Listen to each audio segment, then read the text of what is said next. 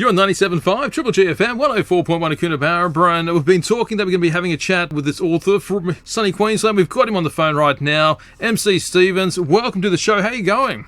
Yeah, good, Greg. How are you going, mate? So, Matt, you're from sunny Queensland, and you've written yourself a brand new book, The Eagle and the Beautiful Game. How is this book a fantastic read for everybody?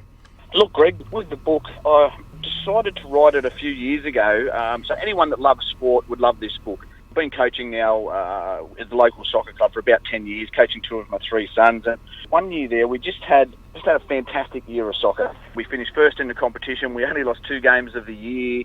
One of them happened to be the semi-final, unfortunately. Oh, no. Yes. Yeah. So we finished first, lost only 2 games of the year, one of them being the semi-final. But anyway, it was such a good year. Great kids, great parenting group. And I thought to myself, you know what, I could write a book on this season that we've had. And the eldest boy that year, he got golden boot for his competition, which is the most goals out of the whole comp. And he was playing at the top level you can play for his age. And I thought I could write a book on it. So the idea sort of grew from there. And then every day I'd sort of drive to work 50 minutes each day, thinking to myself, what ideas? And so finally, about a year after that, I started to write. I started to write a book on soccer, not only based on soccer. There's some magic inside it. There's the magic, there's fantasy, there's plenty of action.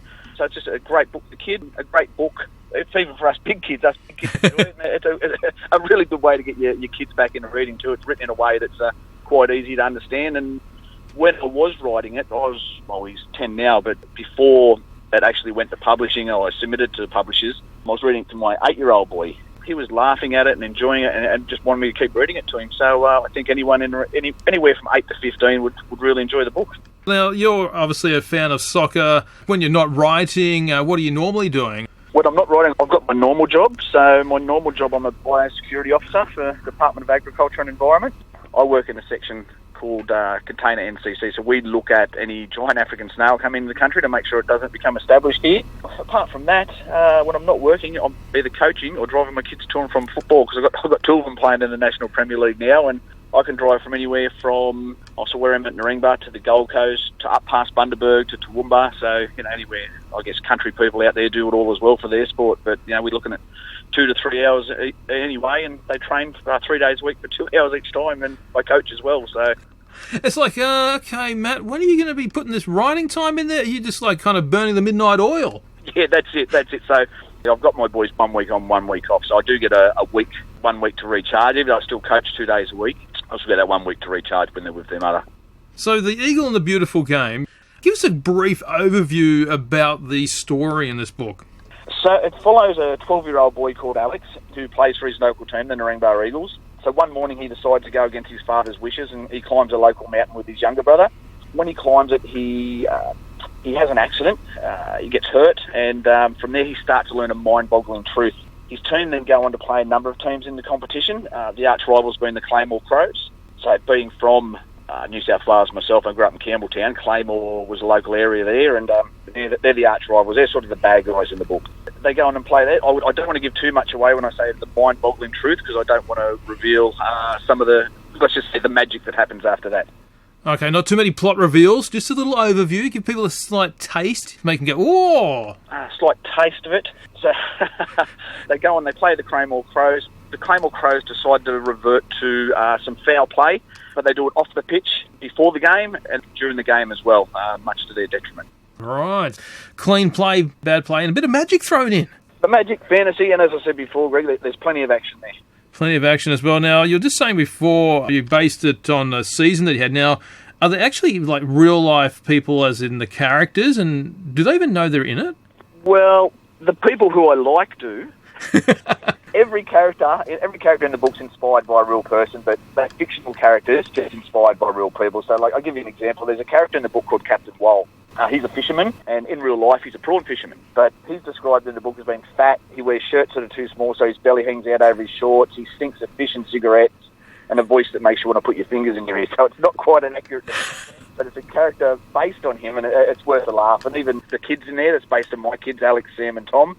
And even the bad guys are based on real people as well. And I typically did that. So in life, I suppose, in general, you meet so many different characters and so many different personalities.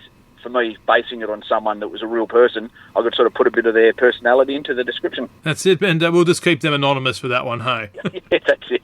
Well, when they read it, they're going to know it's them anyway. So. It'll be out anyway. How did you find writing the book and juggling the other aspects of your life? Difficult. So when I first started writing, I found it, I'd write 500 words, I'd delete 300 of those words and then rewrite it and then try and do it again. And if I found an hour to write, sometimes I'd be lucky to have 300 or 400 words down on a piece of paper. So it took me about a year to write it. So yeah, quite difficult and very time consuming as well.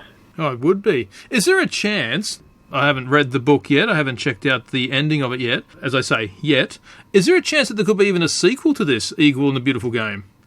Yeah, actually, Greg, there is. I've nearly finished it now. I'm hoping to have it submitted to the publishers by about September, October this year, but it picks up exactly directly where this one finishes off. Oh, there you go. The first one's the Eagle and the Beautiful Game. The one I'm working on now is called the Eagle and the World Game. So the main character, Alex, he makes a representative team, and they go off to play in a foreign country against some foreign teams. Oh, can't wait for that one as well. Now you've got everyone going, oh, there's a sequel going, I have to read the first one. Now, for aspiring authors out there, Matt, do you have any advice at all or some tips? What I would suggest is don't give up.